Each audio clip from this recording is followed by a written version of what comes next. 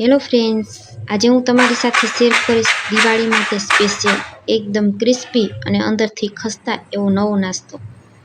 અવાજ સાંભળતા જ તમને ખબર પડી ગઈ હશે કે આપણો આ નવો નાસ્તો કેટલો સરસ ક્રિસ્પી બનીને તૈયાર થયો છે. આને માત્ર આપણે 1 કપ રવાથી બનાવીને તૈયાર કરીશું. તેમાં બીજી કોઈ પણ વસ્તુનો ઉપયોગ કરવાનો નથી. તો ચાલો રેસીપી શરૂ કરીએ. સૌથી પહેલાં અહીં એકદમ ઝીણો રવો આવે તે અડધો કપ મેં રવો લીધેલો છે. તમે રવો અથવા સૂજી કોઈ પણ વસ્તુનો ઉપયોગ કરી શકો છો. તેમાં સ્વાદ અનુસાર મીઠું ઉમેરી દેશું અને 1 મોટી ચમચી તેલ ઉમેરી દેશું. અડધો કપ સૂજી લીધી હોય તો 1 જ ચમચી તેલ ઉમેરવાનું અને 1 કપ સૂજી લ્યો તો 2 ચમચી જેટલું તેલ ઉમેરવાનું. હાથેથી આ રીતે મિક્સ કરી દેશું. સૂજીમાં એકદમ સરસ મોણ દેવાઈ જાય એ રીતે આપણે હાથેથી તેને મિક્સ કરી દેવાનું.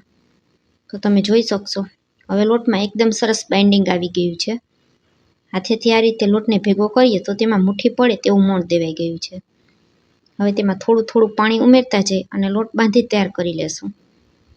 તો અહીં આપણે વધારે પડતો ઢીલો પણ નહીં અને એકદમ કઠણ પણ નહીં તેવો લોટ તૈયાર કરવાનો છે. તમે સૂજીનો ઉપયોગ કરતા હોય અને સૂજી જાડી હોય તો એક વખત તેને મિક્સર જારમાં દળી અને પછી ઉપયોગ કરવાનો, અથવા આ રીતે ઝીણા રવાનો ઉપયોગ કરવાનો. હવે આપણો લોટ બંધાઈને તૈયાર થઈ ગયો છે. આટલો લોટ બાંધવામાં માત્ર 3 થી 4 ચમચી જેટલા પાણીની જ જરૂર પડેલી છે. આ લોટને ઢાંકી અને 5 મિનિટ સુધી આપણે રહેવા દેશું. 5 મિનિટમાં સૂજી એકદમ સરસ ફૂલી જશે. હવે 5 મિનિટ જેવો સમય થઈ ગયો છે. લોટને જોઈએ તો સૂજી એકદમ સરસ સોફ્ટ થઈ ગઈ છે. હવે હાથેથી આપણે લોટને મસળી લેવાનો છે. 5 મિનિટ સુધી લોટને સતત આ રીતે મસળી લેવાનો. તો તમે જોઈ શકશો એકદમ સરસ સોફ્ટ લોટ તૈયાર થઈ ગયો છે. આ સમયે લોટ તમને વધારે કઠણ લાગે તો 1 ચમચી જેટલું પાણી ઉમેરી અને લોટને મસળવાનો, અને જો ઢીલો જણાય તો 1 ચમચી જેટલો ઘઉંનો લોટ ઉમેરી અને લોટને મસળી લેવાનો. હવે લોટ એકદમ સરસ મસળાઈ ગયો છે અને તે ચીકણો થઈ ગયો છે. સૂજીનો લોટ હોય તેવું લાગશે જ નહીં.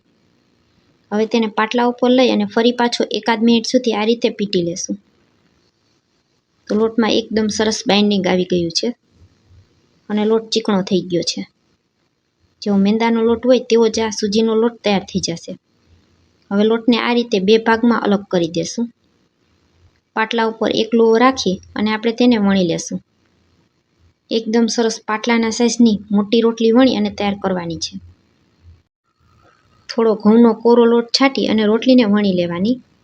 આ રીતે જરૂર જણાય એ રીતે થોડો થોડો લોટ છાંટતું જવાનું અને રોટલી વણી તૈયાર કરી લેશું. અહીં આ નાસ્તો આપણે એકદમ સરસ પાતળો બનાવવાનો છે. તો પાટલાના સાઇઝની રોટલી વણીને તૈયાર કરવાની છે. જેટલી આપણે રોટલી પાતળી વણશું એટલો જ આપણો નાસ્તો એકદમ ક્રિસ્પી બનીને તૈયાર થશે.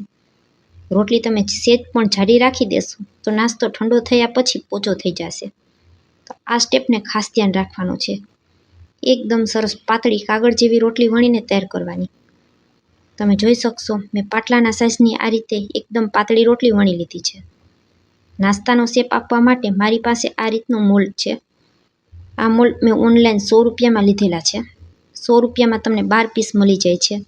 તેમાં કૂકી કટર, કટલેસ કટર બધા જ આ રીતના મોલ્ડ મળે છે. તમારે જો આ લેવું હોય તો તેની લિંક હું ડિસ્ક્રિપ્શન બોક્સમાં આપી દઈશ. હવે આ રીતે પાટલા ઉપર આપણે મોલ્ડ રાખી અને હાથેથી દબાવતા જશું અને નાસ્તો બનાવી તૈયાર કરી લેશું. તમારી પાસે આવું કૂકી કટર ન હોય અથવા તમારે ન ખરીદવું હોય તો ઘરમાં રહેલી કોઈ પણ વાટકી કે ઢાંકણાની મદદથી પણ આ નાસ્તો બનાવી શકાય છે. આ રીતે આપણે કૂકી કટરથી નાસ્તો તૈયાર કરીએ અને દિવાળી ઉપર મહેમાનોને સર્વ કરીએ તો ખૂબ જ દેખાવમાં તે સુંદર લાગે છે. જોતાં ખબર જ ન પડે કે આપણે તેને ઘરે બનાવેલું હશે અને બાળકોને પણ તે ખૂબ જ પસંદ આવશે. બાળકો બજારના પેકેટ ભૂલી જાય એટલો ટેસ્ટી નાસ્તો બનીને તૈયાર થશે. હવે આખા પાટલામાં મેં આ રીતે કટરની મદદથી કટ લગાવી દીધા છે. હવે એક એક કરી અને બધા જાટને અલગ કરી દેવાના છે અને તેની કિનારીનો લોટ છે તેને ફરી પાછો વણી અને બીજી વખત વણતી સમયે ઉપયોગમાં લઈ લેવાનો છે. થોડો નાસ્તો આ રીતે તૈયાર થઈ જાય એટલે કપડું ઢાંકી અને તેને રાખી દેવાનું, જેથી કરી અને નાસ્તો આપણો સુકાઈ ના જાય. થોડો થોડો કરી અને બધા જ નાસ્તાને આ રીતે વણી અને મેં શેપ આપી દીધો છે. નાસ્તામાં છાંટવા માટે એક વાટકામાં 1 ચમચી લાલ મરચું પાવડર, ચપટી સંચર પાવડર, સ્વાદ અનુસાર મીઠું અને અડધી ચમચી જેટલો ચાટ મસાલો ઉમેરી મિક્સ કરી દેશું અને આ મસાલાને ગરમ ગરમ નાસ્તાને તળતા જશું અને તેની ઉપર છાંટતા જશું. તો મસાલો તૈયાર થઈ ગયો છે. તેને આપણે સાઈડમાં રાખી અને તૈયાર કરેલા નાસ્તાને તળી લેશું. તેલ મેં પહેલાં જ ગરમ કરવા માટે રાખી દીધું હતું. તેલને અહીં એકદમ વધારે પડતું ગરમ નથી કરવાનું. આ રીતે એક એક કરી અને નાસ્તાને તેલમાં ઉમેરવાનો છે. જે રીતે આપણે શક્કરપારા તૈયાર કરતા હોય એ જ રીતે આ નાસ્તાને તળવાનો છે. એકી સાથે બધા જ હાથ નહીં ઉમેરવાના, નહીંતર તે સામસામે ચોંટી જશે. તેલ તમે જોઈ શકશો મીડિયમ એવું ગરમ છે. એક બેસને તળાતા 5 મિનિટ જેવો સમય લાગશે. જારાની મદદથી સતત આ રીતે આપણે તેને ફેરવતું રહેવાનું. તેલ અહીં આપણે મીડિયમ એવું ગરમ રાખવાનું છે અને ગેસની ફ્લેમને પણ મીડિયમ જ રાખવાની છે. હાઈ ફ્લેમ ઉપર નાસ્તો તળી નાખશું તો પહેલાં તો તે ક્રિસ્પી થઈ જશે, પરંતુ થોડીક વાર આપણો નાસ્તો પડ્યો રહેશે એટલે તરત જ તે સોફ્ટ થઈ જશે. આ રીતે તમે ધીમા તાપ ઉપર નાસ્તાને તળશો અને પછી તેને 1 મહિના સુધી સ્ટોર કરશો તો પણ આ નાસ્તો એવો ને એવો જ રહેશે. બંને બાજુ એકદમ સરસ ગોલ્ડન કલર આવી જાય ત્યાં સુધી આપણે તેને થવા દેશું. એક બાજુ તળાઈ જાય એટલે જારાથી આ રીતે એક એક કરી અને બધા જ આટને આપણે ફેરવવાના છે. તો હવે તળાતા 5 મિનિટ જેવો સમય થઈ ગયો છે. 5 મિનિટ પછી આપણો નાસ્તો એકદમ સરસ બંને બાજુ ક્રિસ્પી થઈ ગયો છે. હવે તમને અવાજ પણ સંભળાવું. એનો છે ને એકદમ ક્રિસ્પી.